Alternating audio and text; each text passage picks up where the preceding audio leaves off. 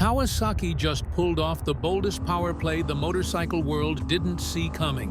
While rivals were tweaking colors and coasting on legacy, Kawasaki unleashed full production EVs with swappable batteries, hybrid breakthroughs, and pricing that completely shattered expectations.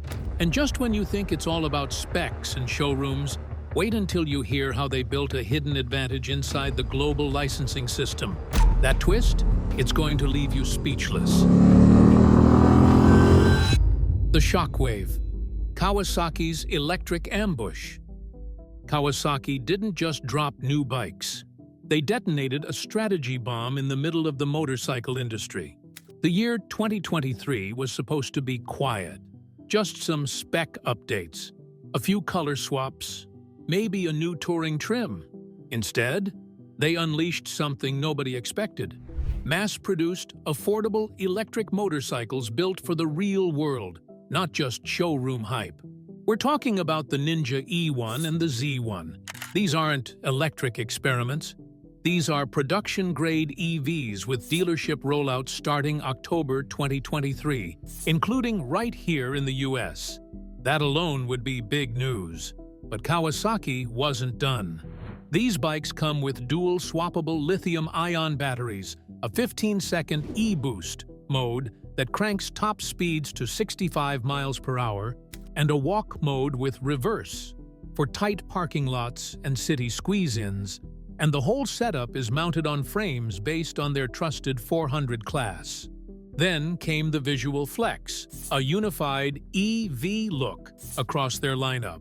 Matte lime green with silver detailing, a clear signature that says, "This is the future, and you're staring at it."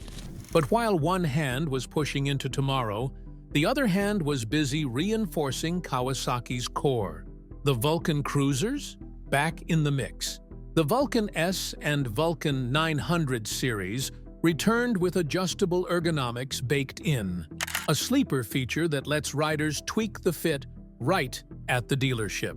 On top of that, Kawasaki dropped the Ninja 1100 SX and the Versys 1100 SELT, hitting that mid-size touring sweet spot between daily practicality and long-haul grit. The real twist? This wasn't some random launch lineup. It was a two-pronged strike. Accessible electrics for fresh riders and tech-heavy midweights for veterans. One brings new blood. The other keeps old-schoolers from drifting off. And while Kawasaki was playing chess across continents, Harley was starting to bleed at home. Harley-Davidson struggled to keep pace. In the year 2023, Harley's U.S. retail sales dipped by nearly 10%. Global sales followed suit, down nearly 9% year over year, and its share of the 601 cubic centimeters and above category in the U.S. dropped to 37.9%, more than 3 points off its previous mark. And the turbulence didn't end when the calendar flipped. Harley's leadership admitted they were facing a flat, or even declining, revenue outlook for 2025. Their fourth quarter ended in the red, weighed down by another sharp drop in North American retail. Translation? The premium playbook couldn't outrun a tough economy or high interest rates. Now, let's talk about Livewire. Harley made history with its electric spin-off, the first e-moto company listed on the New York Stock Exchange. But historic doesn't always mean successful. In its first year, Livewire moved fewer than 600 bikes. And despite expanding its lineup, losses continued to pile up. The issue wasn't ambition, it was accessibility. Harley priced the original Livewire at nearly $30,000, a halo product with prestige baked in. The problem? The audience they needed didn't follow. That sticker price boxed out curious new riders, while rivals like Kawasaki entered the EV space with approachable models designed for first-timers and urban commuters. And then there's the age gap. Media often jokes that Harley riders are all retirees. That's not entirely fair, but it's not far off either. Company reports place the average buyer somewhere in their late 40s to 50s. That's a full generation older than the riders Kawasaki is targeting. Even Harley's in-house financing arm, once a strength, turned into a liability as borrowing costs soared. Tight credit and nervous consumers only made things worse. Kawasaki, on the other hand, wasn't just selling bikes. It was setting traps. And one of the deepest? Their dominance on the global stage. Kawasaki's global strength, playing the long game. This isn't just about one brand. It's about the gravitational pull of Japan's Big Four: Honda, Yamaha, Suzuki, and Kawasaki. In the Asia-Pacific region, where most of the world's motorcycles are actually sold, these four names rule the streets. They define the design trends. They set the expectations for cost, reliability, and innovation. Want scale? Honda alone reports that 85% of its global bike sales come from Asia. That gives context to how dominant this region really is. And Kawasaki is right there in the middle of it, not just as a brand, but as a builder of the system itself. This is where the Kawasaki Ninja is born, right here in Hyogo, Japan. Here's the move most people missed. Kawasaki helped launch Japan's Swappable Battery Alliance. Since 2020, the Big Four have been running pilot projects, real-world battery swap stations, and developing shared formats. That effort matured into a full-blown agreement by 2021. Standardize batteries, make them interchangeable, and build the infrastructure together, not as competitors, as collaborators. Then came Gachako, a joint venture with energy giant ENEOS. That's the bridge from lab test to daily life. Riders in Tokyo can now pull up to a station, swap out a dead pack, click in a fresh one, and ride. No charging downtime, no range anxiety. The whole system uses Honda's modular Mobile Power Pack e-units, designed from day one to be grabbed and shared like battery vending machines. And here's the kicker. Europe is watching. Regulators and manufacturers are already exploring ways to align specs, meaning this Japanese system could quietly become the global blueprint. If that happens, companies like Harley, who don't play in that sandbox, may find themselves boxed out by default. The Vulcan versus Harley's Cruisers. Harley's Cruiser dynasty was never unchallenged. It just looked that way on the surface. In the shadows, Kawasaki's Vulcan series has been steadily rewriting what a cruiser can be since 1984. Start with the Vulcan S. This runs a 649 cubic centimeter parallel twin borrowed from Kawasaki's Ninja sport bike lineup. The result? A cruiser that revs high, pulls clean, and feels alive in real traffic. Reviewers consistently highlight its agility, lightweight feel, and how confidently it handles urban chaos without losing its laid-back stance. Now swing to the other end of the spectrum. The Vulcan 1700 Voyager, a full-dress tourer with a frame-mounted fairing, integrated luggage, and cruise control. But the real trick? Kawasaki's KACT Coactive ABS system. It actively balances braking between front and rear, especially crucial on long-haul rides where fatigue meets surprise. Oh, and that frame-mounted fairing? It's a big deal. Unlike fork-mounted setups that wobble at highway speeds, this one anchors to the chassis, keeping your hands light and the steering dead steady. Here's where Kawasaki quietly wins. It injects sport bike DNA into cruiser silhouettes without ever losing the cruiser's soul. Engine architecture, electronics, suspension philosophy. It all trickles down from the brand's performance heritage and sneaks into bikes that look relaxed but ride sharp. Harley?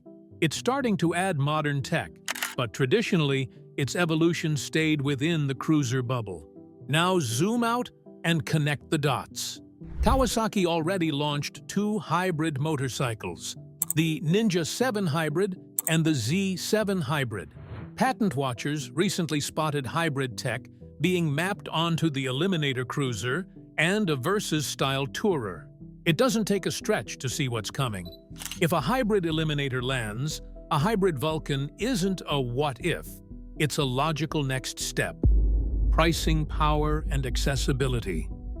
In the world of motorcycles, price isn't just a number. It's a gateway. And Kawasaki, they just unlocked that gate wide open. The Ninja E1 and ZE1 arrived in the US with starting MSRPs hovering between $7,600 and $7,900.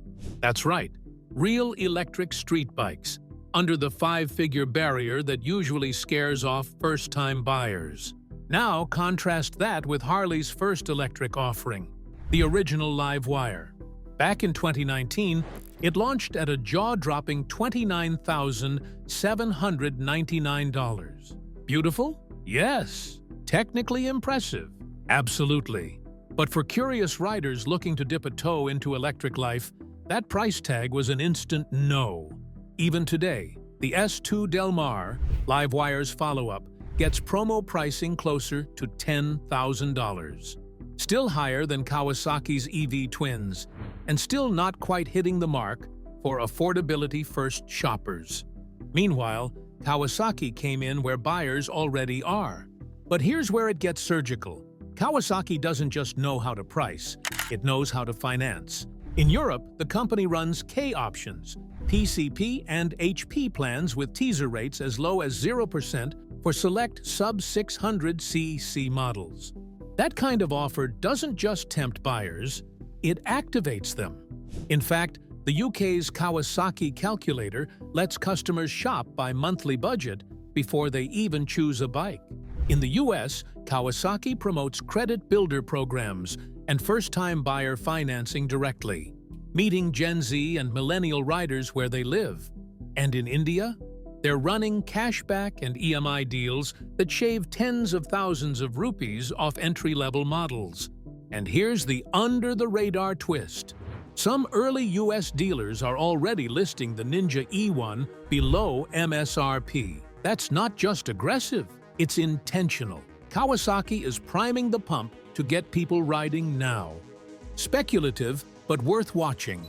If Kawasaki rolls out its European-style finance schemes and Asian-style EMI deals across the US market, bundled with low APR and maybe even home charging perks, it could create a wave of new EV riders before Harley gets its next Livewire update into gear. Supply chain secrets. How Kawasaki stays nimble while others stall. While global manufacturers were reeling from pandemic-era disruptions, microchip shortages, and port bottlenecks, Kawasaki managed to hold the line, and in some cases, accelerate. How? Because unlike brands that rely heavily on third-party suppliers across multiple continents, Kawasaki sits inside the industrial powerhouse of Kawasaki Heavy Industries. That's not just a name. That's a full ecosystem. Ships, aerospace, robotics, rail, Kawasaki builds it all. And that industrial muscle spills into motorcycles, giving the company internal leverage most rivals don't have. Take semiconductors and display tech. As bike builders scrambled for TFTS and ABS modules, Kawasaki had the corporate infrastructure to secure or re-engineer alternatives in-house or with preferred partners. That's part of how they were able to ship the Ninja E1 and ZE1 on time, with fully digital dashboards and connected systems, while others were announcing delays or component shortages. Now factor in proximity. Most of Kawasaki's production and R&D operations are tightly clustered across Japan, Thailand, and Indonesia, all inside the Asia-Pacific corridor that supplies the lion's share of global motorcycle demand. That translates to shorter lead times, regional flexibility, and quicker adaptation to changing regulations, like India's BS6 emissions or Europe's Euro 5+ standards. And here's the kicker. Kawasaki's modular design philosophy allows platforms to be updated quickly without full redesigns. That means electrics, hybrids, and ICE models can share frame designs, sub-assemblies, or electronics, streamlining both development and repairs. For dealerships, that's easier inventory. For riders, that's faster access to parts. And in a market where availability can make or break momentum, that kind of control might be the most underrated weapon of all. The licensing loophole. How Kawasaki wins the rider funnel. There's a hidden battlefield most riders don't see, but every manufacturer obsesses over: license classes. And Kawasaki? They've been gaming this system better than anyone. Across Europe and much of Asia, motorcycle licenses are stratified into categories: A1, A2, and A, based on age, power output, and experience. It's a slow ladder. You can't just walk into a dealership and hop on a 1000cc beast. Riders have to start small, grow in tiers, and stay within regulation limits. Here's where Kawasaki plays chess. They've built a fleet of bikes specifically tailored to slide right under these licensing ceilings. The Ninja E1 and ZE1, for example, were carefully engineered to fit A1 and A2 licensing rules in Europe, making them legal and accessible to riders as young as 16 or 17, depending on the country. That opens the gateway earlier than Harley, whose lineup traditionally starts at displacement levels well above the entry class. But it doesn't stop there. Kawasaki stacks each license tier with attractive options. Entry level, the Z125. Mid-tier, the Ninja 400 or Versus X300. Full power, step into the ZX6R or the Z1000. Every rung of the ladder has a Kawasaki waiting at the top, and that's intentional. It's a funnel. Kawasaki have also endowed it with 41mm inverted shower forks at the front and a horizontal backlink gas-charged shock at the rear. Once a rider starts with Kawasaki, the chances of them climbing the ladder within the brand skyrocket. Harley, meanwhile, has few true A2 class models. Their Street 500 was discontinued, and their current range mostly exceeds what younger riders can even legally operate. That means Kawasaki isn't just winning on pricing or power, it's winning on eligibility. This strategy also explains why Kawasaki dominates in rider training programs across Europe and Asia. Riding schools love them because their bikes are compliant, lightweight, and easy to repair. How Kawasaki's racing division shapes your next commute. Most riders see sport bikes and race machines as separate from their daily commute. But Kawasaki has been blurring that line for years, and now it's showing up in ways you'd never expect, even in their electric and hybrid models. Let's break it down. Kawasaki Racing Team, KRT, isn't just a trophy factory. It's a tech laboratory. Every time a ZX-10RR hits the Superbike World Championship grid, the ZX-10RR can produce 201 bhp, while the updated DX-10R can produce up to 200 bhp. It's a rolling R&D machine. Engine mapping, electronic rider aids, suspension behavior, aerodynamic tweaks. All of it gets tested under race stress, refined, and then filtered down to production bikes. This trickle-down model used to be reserved for flagship sport bikes. But now, you'll find its fingerprints on everything, from the hybrid Ninja 7 to the ZE1. How? Through electronic control systems, ride-by-wire throttle tuning, power mode calibration, and advanced ABS logic, all pioneered in racing and adapted for the street. The e-boost function in Kawasaki's electric models, it's not just a gimmick. That 15-second burst concept was inspired by overtaking strategies used in closed-circuit racing, repackaged for urban riders who need a speed edge merging onto highways or cutting through traffic gaps. Even chassis geometry and frame materials on new middleweight tourers borrow cues from Kawasaki's race heritage. Why does that matter? Because it gives you a sharper, more responsive bike, even if you're just going to work. Harley, by contrast, has no modern racing equivalent. The brand's performance halo is rooted in drag strips and custom scenes, not closed-course development. While they've recently launched performance-minded models like the Sportster S Harley-Davidson Sportster S is that it's got massive wheels. I mean, take a look at them. It's basically the same size as what the rear tyre would be. The ecosystem doesn't feed off race data the way Kawasaki's does. The gender gap shift. How Kawasaki is quietly winning over female riders.